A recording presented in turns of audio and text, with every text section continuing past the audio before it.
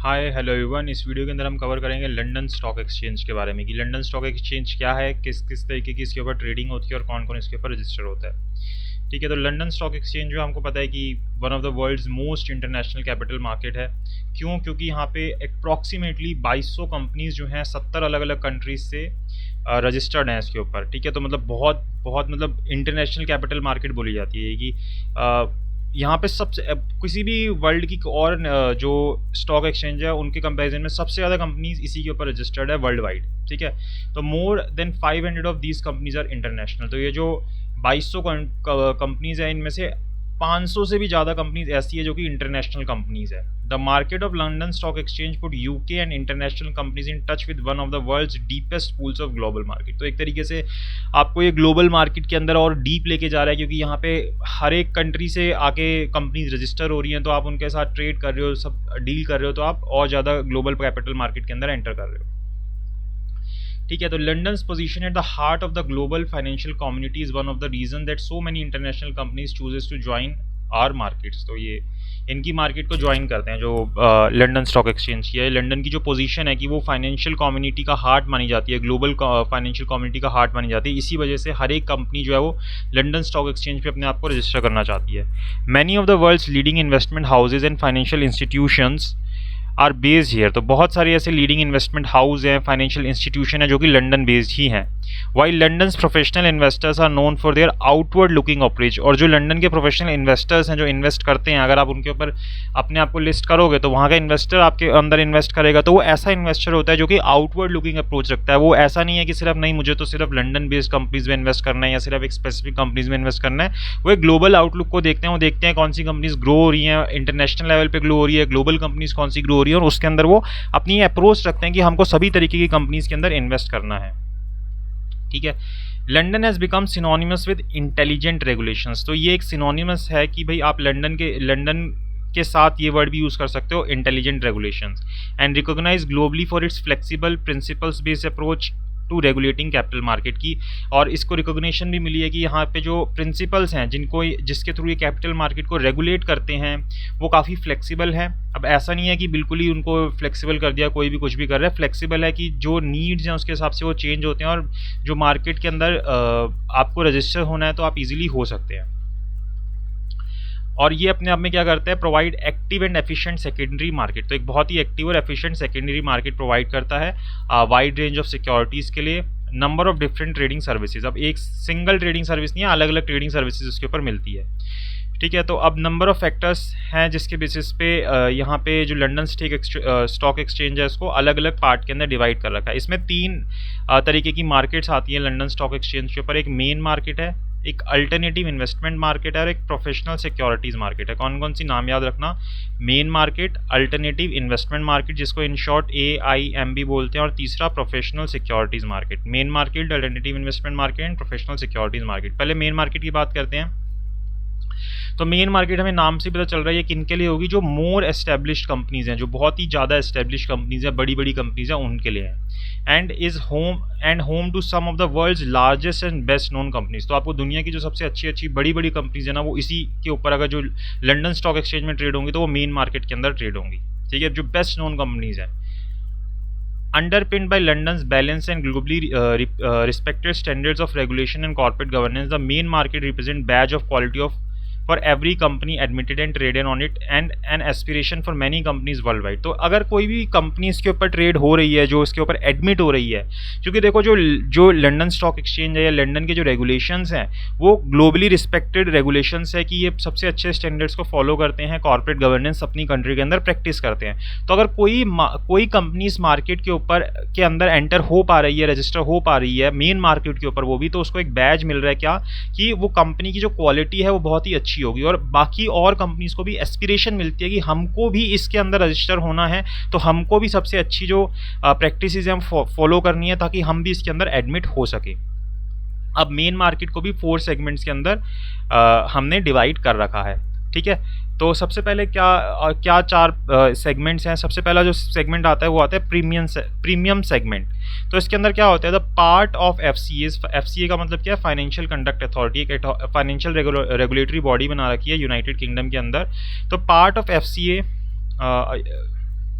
official list. This segment is home to some of the world's largest corporations that are subject to the highest standards of regulation and governance. तो सबसे पहली ऐसी companies है जो कि official list है ना FCA की, उसके अंदर आती है। वो ऐसी कंपनीज होती हैं जो कि वर्ल्ड की सबसे बड़ी कंपनीज होती हैं और उनके ऊपर हाईएस्ट स्टैंडर्ड्स ऑफ रेगुलेशंस और गवर्नेंस अप्लाई होते हैं। तो वो कौन सी होती है? प्रीमियम क्लास की होती है, प्रीमियम सेगमेंट से बिलोंग कर रही होती है। दूसरी कंपनीज होती हैं स्टैंडर्ड। तो subject to EU minimum standard, जो यूरोपियन मिनिमम स्टैंडर्ड्स हैं वो इनके ऊपर लग रहे होते हैं, पार्ट ऑफ ऑफिशियल लिस्ट। और ये ऑफिशियल लिस्ट का पार्ट बनती है open to share and debt securities. तो ये शेयर और डेट सिक्योरिटीज के लिए ओपन होती हैं, ठीक है। तो ये कौन सी ऑफिशियल लिस्ट का पार्ट होती है? FCA की, ठीक है।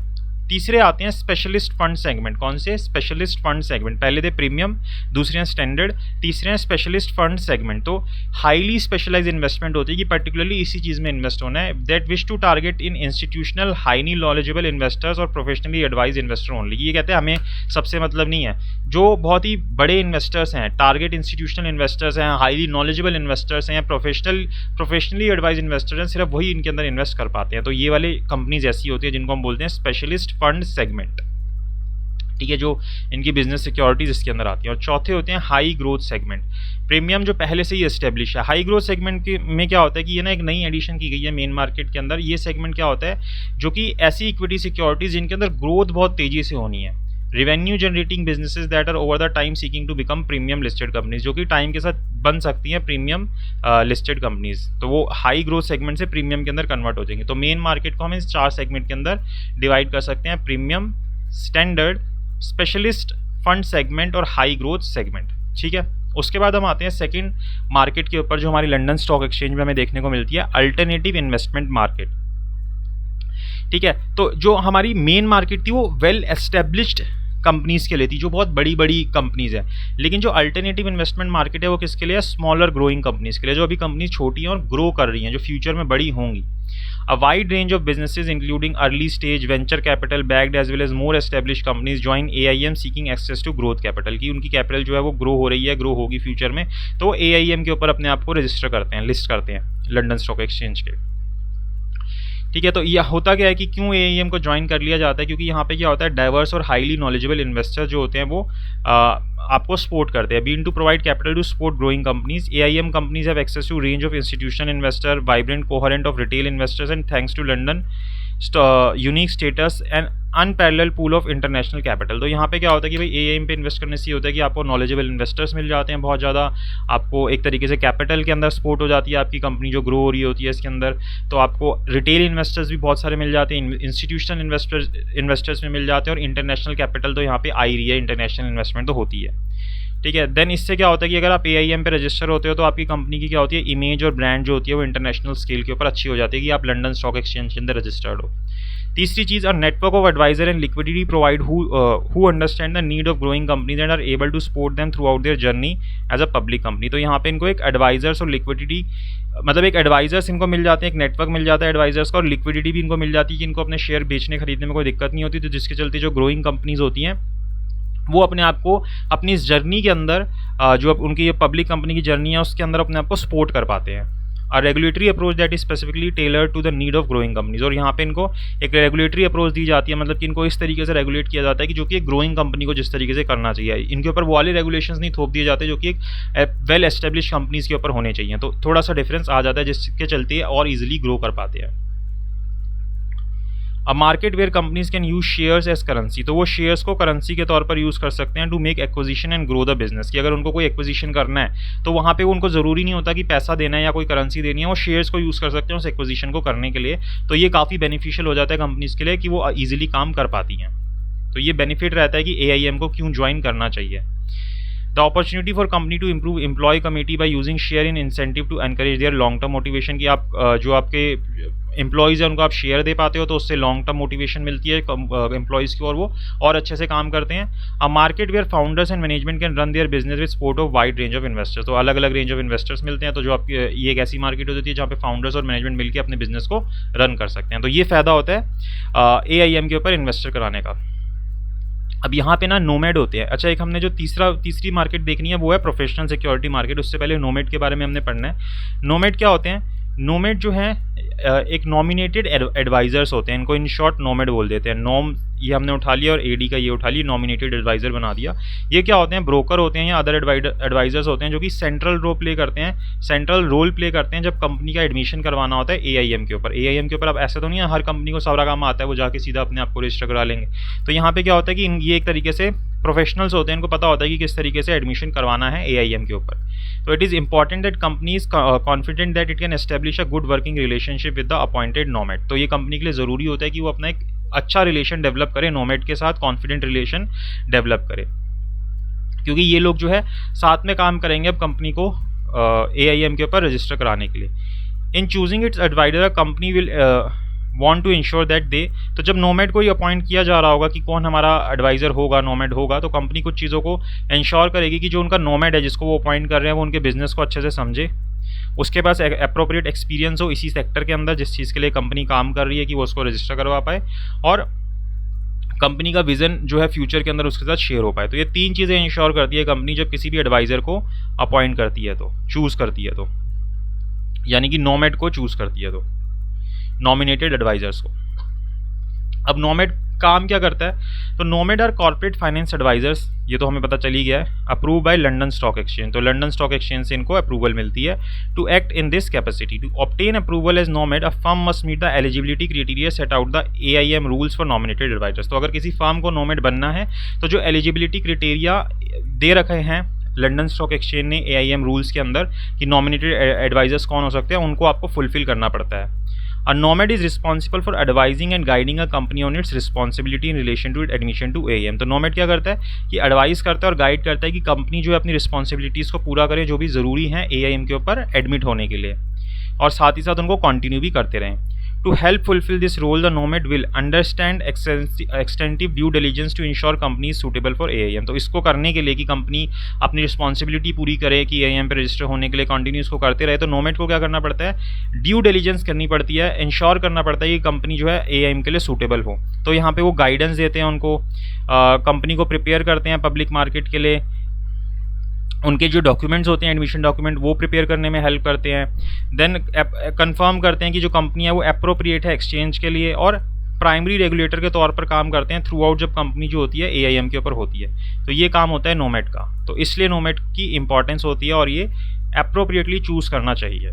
ठीक है, तो आपकी 2 मार्केट हो गई, एक मेन मार्केट होगी और AIM होगी। AIM के ऊपर आपको कौन रजिस्टर करवाता है, नोमैड रजिस्टर कराता है। तीसरी आती है professional security market. Professional security market is an innovative specialised market design to suit the specific needs of issuers. तो ये एक नई तरीके की एक इनोवेटिव मार्केट बनाई गई है जो कि स्पेशली किस चीज़ के लिए है, स्पेसिफिक नीड्स ऑफ इशूअर्स के लिए है।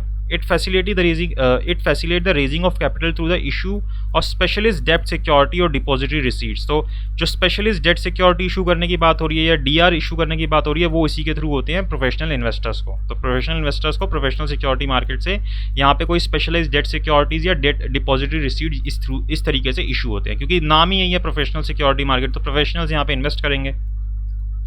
जो कंपनी इस मार्केट इस PSM के थ्रू अपने आप को अपने जो फंड है उसको रेज करना चाहती है, may do so without any additional cost of following a retail equity regime. तो उनको कोई एडिशनल कॉस्ट वगैरह लगाने की जरूरत नहीं होती। As a listed exchange regulated market the professional security market enables issuers to enjoy the benefit of a flexible and parametric approach to regulatory requirements. तो ये फ्लेक्सिबल अप्रोच देता है कि आपको चीज़ें जो थोड़ा बहुत फ्लेक्सिबल करके कि आप इस तरीके से इसके ऊपर रजिस्टर हो सकते हो। इशूअर ऑफ डेट और DRs is not required to report historical financial information. तो इशूअर से कोई भी उसकी हिस्टोरिकल फाइनेंशियल इन्फॉर्मेशन नहीं मांगी जाती। और an equivalent standard either in listing document or a continuing obligation. Instead issuer can use their domestic accounting standard. जो अपनी कंट्री में यूज़ कर रहे हो ना आप अकाउंटिंग स्टैंडर्ड, आपको IFRS या कोई इक्विवेलेंट स्टैंडर्ड फॉलो करने की जरूरत नहीं है कि आप अमेरिका के स्टैंडर्ड यूज़ कर रहे हो, इंटरनेशनल स्टैंडर्ड्स फॉलो कर रहे हो। जो आपकी कंट्री में चलते हैं, जैसे इंडियन अकाउंटिंग स्टैंडर्ड चलते हो तो इंडियन अकाउंटिंग स्टैंडर्ड कर रहे हो और आप PSM के थ्रू पैसा रेस करना चाहते हो तो कर सकते हो, बहुत ईजी है, ज़्यादा मुश्किल नहीं है। ठीक है, तो लिस्टिंग किस तरीके से होती है DRs की प्रोफेशनल सिक्योरिटी मार्केट के ऊपर। DRs are typically held in US dollars. तो DR जो होते हैं बेसिकली क्या होते हैं, US डॉलर्स में ही हेल्ड होते हैं and issued by a depository bank. तो हमें को पूरा प्रोसेस पता है कि DRs कैसे इशू होते हैं, हमने बहुत डिटेल में पढ़ा हुआ है ना। तो डिपॉजिटरी बैंक के थ्रू ये इशू होते हैं। Several forms of DRs can be listed and traded in London including global depository receipts, American depositories. तो इन सबको आप रजिस्टर करो और आप ट्रेड करो इनको, इनके थ्रू आप पैसा रेस कर सकते हो, चाहे ADR के थ्रू कर लो, GDR के थ्रू कर लो, जो भी आपको करने हैं। Admitting DRs to the PSM involve 2 steps. तो इसके 2 स्टेप्स होते हैं कि किसी भी डिपॉजिटरी रिसीप को किस तरीके से यहाँ पे एडमिट किया जाता है, और ये दोनों साइमल्टेनियस प्रोसेस होते हैं, साथ साथ हो जाते हैं। A company submits listing particulars, अपने लिस्टिंग पर्टिकुलर्स देती है टू UKLA, जो कि यूनाइटेड किंगडम्स का स्टॉक एक्सचेंज है उसको, while also applying to the stock exchange for admission of its DRs to trading on the PSM। और साथ में यही लिस्टिंग पर्टिकुलर्स वो एक्सचेंज को दे देते हैं कि भाई हमारे DRs को एडमिट कर लेना PSM के ऊपर ट्रेड होने के लिए। फिर ट्रेडिंग प्लेटफॉर्म जो है इसका, all DRs admitted to PSM are traded on the international order book, IOB जिसको बोलते हैं, उसके ऊपर ये ट्रेड होते हैं। The world's leading electronic order book for DRs, तो ये मतलब बेस्ट बुक मानी जाती है जिसके ऊपर DRs ट्रेड होते हैं वर्ल्ड के अंदर। तो ये IOB जो है इसके ऊपर फिर ये ट्रेड होने शुरू हो जाते हैं। तो इस तरीके से आप डिपॉजिटरी रिसीट्स को PSM के ऊपर रजिस्टर करा सकते हो, और ये आपकी पूरी डिटेल हो जाती है किसकी, लंदन स्टॉक एक्सचेंज की, जहाँ पे 3 मार्केट्स हैं आपकी, main market, alternative investment market और प्रोफेशनल सिक्योरिटी मार्केट्स। तो आई होप आपको लंदन स्टॉक एक्सचेंज समझ आया होगा। इसके बाद जो है हम लग्जमबर्ग स्टॉक एक्सचेंज के बारे में पढ़ेंगे कि लग्जमबर्ग स्टॉक एक्सचेंज क्या है, और जो 1-2 टॉपिक्स और हैं उनको कवर करेंगे। तो हमारा जो इंटरनेशनल मार्केट के जितने भी स्टॉक एक्सचेंज है, इंटरनेशनल लिस्टिंग में जिनकी ज़रूरत होती है, तो वो सारे हमारे कंप्लीट हो जाएंगे। आई होप आपको वीडियो अच्छी लगी हो तो प्लीज़ लाइक कीजिएगा, शेयर कीजिएगा और चैनल को सब्सक्राइब जरूर कीजिएगा। Thank you so much for watching this video. अगर आप कोचिंग लेना चाहते हैं तो जो स्क्रीन पर आपके नंबर आ रहा है इसके ऊपर आप मुझे व्हाट्सएप कर सकते हैं, और आप डिटेल्स ले सकते हैं कि आप किस तरीके से अपनी क्लासेस कर सकते हैं। Thank you so much for watching this video.